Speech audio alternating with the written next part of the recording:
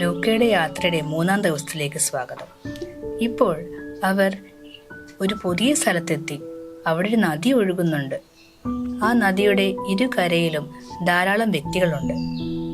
അവിടെ സിംഹങ്ങളും കുഞ്ഞാടുകളും ഒരുമിച്ച് നിന്ന് കളിക്കുന്നു. വളരെ സമാധാനപ്രദമാണ് കണ്ടു നിൽക്കാൻ. എല്ലാം സമാധാനത്തോടു കൂടി ശാന്തമായി നിൽക്കുന്നു. ഇത് ഏത് സ്ഥലമാണ് ഓറേൽ? ലൂക്ക, നമ്മളിപ്പോൾ നദിയുടെ കരയിലാണ്. ഇതാണ് ജീവന്റെ നദി. ഈ നദി ഇങ്ങനെ പുതിയ യെരുശലേമിലേക്ക് ഒഴുകിപ്പോയിക്കൊണ്ടിരിക്കുന്നു. ഇവിടുത്തെ പ്രത്യേകത എന്തെന്നാൽ ഈ നദി ഒഴുകി വരുന്നത് ദൈവത്തിന്റെ സിംഹാസനത്തിൽ നിന്നാണ്. ഓ, എന്ത് ഭംഗിയുള്ള സ്ഥലം! ദാ ജിറാഫ മരത്തിൽ നിന്ന് പഴം കഴിക്കുന്നു. അവിടെ ധാരാളം പേര് ലൂക്കയുടെ അടുത്തേക്ക് വന്നു. അവിടെ കുറെ ജിറാഫുകൾ ഉണ്ടായിരുന്നു. ലൂക്കയോട് സ്നേഹം കാണിച്ചു. സന്തോഷത്തോടെ അവന്റെ മുൻപിൽ നിന്നു. ലൂക്കയ്ക്ക് വളരെ സന്തോഷമായി. അവിടെ നിന്ന് കുറച്ച് പേർ സംസാരിക്കുന്നുണ്ടായിരുന്നു. ലൂക്കയെ നോക്കിക്കൊണ്ട് പറഞ്ഞു, ഈ കുഞ്ഞിന് ഈ വെള്ളത്തിലൊന്നും മുങ്ങിപ്പൊങ്ങിയിരുന്നേ കൊള്ളാമായിരുന്നു. ആ കുഞ്ഞു മകനെ നദിയിലൊന്നും കുളിക്കാൻ അനുവദിക്കൂ. അങ്ങിലെന്തോ പ്രത്യേകതയുണ്ടല്ലോ. മുഖം നന്നായി തിളങ്ങുന്നു. നല്ല സമാധാനത്തിന്റെ ശബ്ദം. അങ്ങ് ആരാണ്? എനിക്ക് അങ്ങയെ അറിയാമെന്ന് തോന്നുന്നു. ലൂക്ക, ഇത് വേറെ ആരുമല്ല, നീ അറിയുന്ന വ്യക്തി തന്നെയാണ്. ഇതാണ് മോശ. അറിയപ്പെടുന്ന ഞാൻ ദേവന് ഉയർത്തെഴുന്നേൽപ്പിച്ച നാൾ മുതൽ ഞാൻ ഇവിടെ തന്നെ ഉണ്ട്. അതുകൊണ്ടാണ് ആ ജിറാഫ് സ്നേഹത്തോടെ നിന്റെ അരികിലേക്ക് വന്നത്. ഒരു ലൂക്ക, നദിയിലെ വെള്ളത്തിൽ നിന്റെ മുഖം കഴുകൂ. ലൂക്ക മോശയെ പിൻഗമിച്ചു. ആ സമാധാനപരമായ വെള്ളത്തിൽ അവൻ അവന്റെ കൈകളിട്ടു. അവൻ സന്തോഷം തോന്നി. ഇവിടെ മോശ മുട്ടുകുത്തി കുറച്ച് വെള്ളമെടുത്ത് ലൂക്കയുടെ മുഖത്തേക്ക് തളിച്ചു കൊടുത്തു. വാവ്, എന്ത് നല്ല കുളിർമയുള്ള വെള്ളം! എനിക്ക് ശുദ്ധിയായി തോന്നുന്നു. ലൂക്ക, നീ മോശയുടെ മുൻപിലാണ് നിൽക്കുന്നത്. മോശയിൽ നിന്നും നിനക്ക് പഠിക്കുവാൻ ലഭിക്കുന്ന അവസരം നീ വെറുതെ കളയണ്ട. ബൈബിളിൽ മോശയെക്കുറിച്ച് പറഞ്ഞിരിക്കുന്നത് നമുക്ക് നോക്കാം. സംഖ്യാപുസ്തകം 11-ാം അധ്യായം 16-17 വാക്യങ്ങൾ.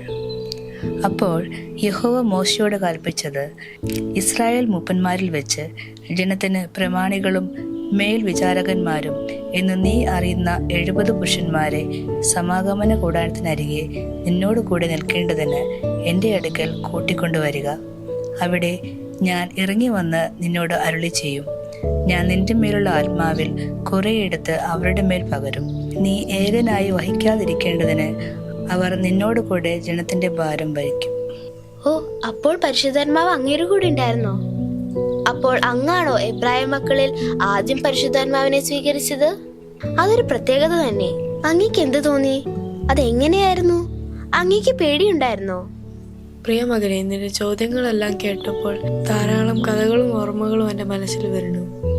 ദൈവത്തിനു വേണ്ടി പ്രവർത്തിക്കുന്ന ഒരു സാധാരണ മനുഷ്യനായിരുന്നു ഞാൻ പലപ്പോഴും തോൽവിയിലപ്പെട്ടു. കർത്താവിൻ്റെ കരുണയാൽ ദൈവം എന്നെ ക്ഷമിക്കുകയും പുനഃസ്ഥാപിക്കുകയും ചെയ്തു. എനിക്ക് പേടിയുണ്ടോന്ന് അല്ലേ? അതെ, ഞാൻ പേടിച്ചു. കാരണം ഞാൻ ഈജിപ്തിൽ നിന്ന് വരും 2 ദശലക്ഷം കഷ്ടപ്പെടുന്ന ആൾക്കാരുടെ നടുവിലായിരുന്നു.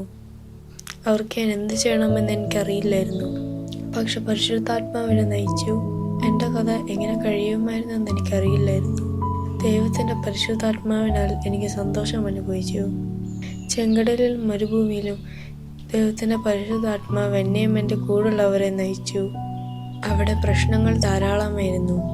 ഞങ്ങൾക്ക് കഴിക്കാൻ ഭക്ഷണവുമില്ല, കുടിക്കാൻ വെള്ളവുമില്ല, അപകടകാരികളായ മൃഗങ്ങളുടെ നടുവിൽ. അവിടെയുള്ള ജനങ്ങൾ ദൈവത്തിൻ്റെ എതിരെ സംസാരിച്ചു.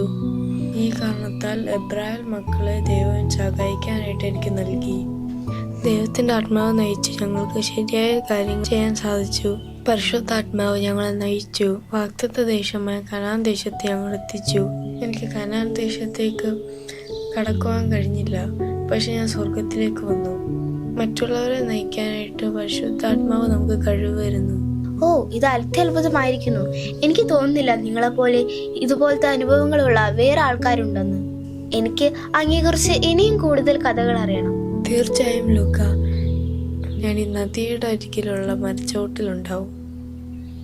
ലൂക്ക ആ മരത്തിലേക്ക് സൂക്ഷിച്ചു നോക്കി. അത് വേറൊന്നുമല്ല, ജീവന്റെ വൃക്ഷമാണ്. അപ്പോൾ അവന്റെ മനസ്സിൽ കുറെ ചോദ്യങ്ങൾ ഉടലെടുത്തു. ഓരയിൽ ഇതൊക്കെ ശ്രദ്ധിക്കുന്നുണ്ടായിരുന്നു. ലൂക്ക, വരൂ, നമുക്ക് അടുത്ത സ്ഥലത്തേക്ക് പോകാം. അവിടെ വേറെ ആൾക്കാർ നമ്മളെ കാത്തിരിക്കുന്നുണ്ട്. നമ്മൾ വേറെ ഗ്രഹത്തിലേക്ക് പോവുകയാണോ? അതെ ലൂക്ക, നമ്മൾക്ക് പുതിയ ഗ്രഹത്തിലേക്ക് പോകാം. അപ്പോൾ മോശയെ നമുക്ക് വീണ്ടും കാണാം. ശരി മോശ, ഞങ്ങൾ പോയി വരാം.